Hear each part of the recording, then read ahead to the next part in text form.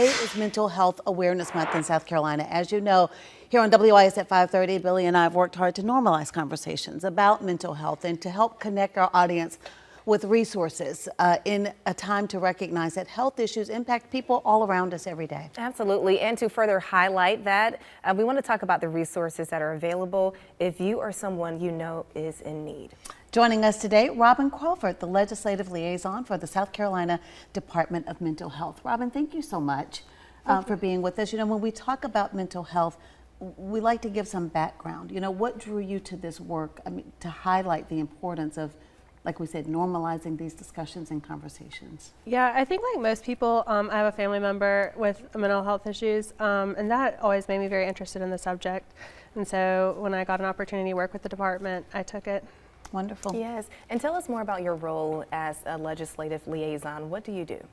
I represent the agency at the State House during the legislative session, working with them to pass good mental health legislation and work on the budget for the fiscal year. Are there some big gaps in our state that you would like to see us address? I know one thing that we've covered a lot is in terms of providing resources, funding, whatever it takes, so that law enforcement has mental health staff available to them to respond to calls where that clearly is an issue.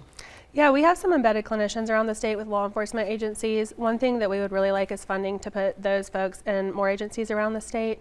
We also work with the Suicide Prevention Coalition on suicide prevention legislation and getting frontline staff trained in suicide prevention skills. That's wonderful. That is wonderful. And how can people watching help advocate as well if they feel like they would like to support the gaps, closing the gaps? They can call their lawmakers and ask them to support mental health legislation, funding for mental health. I know you all have an event coming up, which we'll talk about in just a moment, but let's talk a little bit about reducing the stigma. I feel like we have so much work to do in that regard. I mean, you know, typically when we hear someone talking about mental health is after a tragedy has occurred. So what in your mind can we do, not just as the media, but as a community, to help destigmatize the conversation around mental health? I do think it's getting better, the stigma. You can talk to your friends and family. We also send people out to, when people have experienced a loss to suicide or things like that, we have a team that goes out and that can debrief them and do postvention. So reaching out to our agency or other mental health nonprofits around the state and finding out their support and their programs. I also want to talk about signs that people could look out for to know if someone's dealing with depression or suicidal thoughts. I want to give some tips to our viewers. What would you tell them? I think the biggest thing would be a change in behavior, notice withdrawal. People maybe, you know, their mood changing. And I think that's when it's our responsibility to ask everyone around us, you know, are you okay? How are you doing? Reaching out to them. Well, that's such an important point, because I think a lot of people don't know what to do, you know, and I've heard the analogy before say, well, if you saw somebody in the middle of the street having a heart attack, you would run to help. But if you're dealing with a situation that involves mental health, people don't know quite how to respond, but sometimes just asking, are you okay, opens the door to that conversation. Tell us about the event that you all are hosting coming up May 15th. Yeah, so next Wednesday, May 15th is Meet SCDMH Day. It'll be held from 11 a.m. to 1 p.m. at our central office at 2414 Bull Street.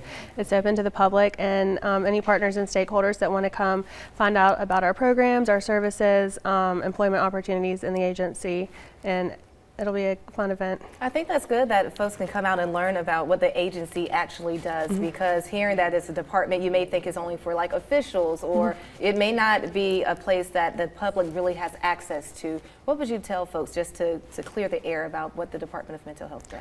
Yeah, we're here to serve everybody, whether you have insurance or not. We have 16 mental health centers around the state that serve all 46 counties. We have a mobile crisis program where people can call and get an assessment, and we have folks that can co-respond with law enforcement if someone's experiencing a crisis in the community.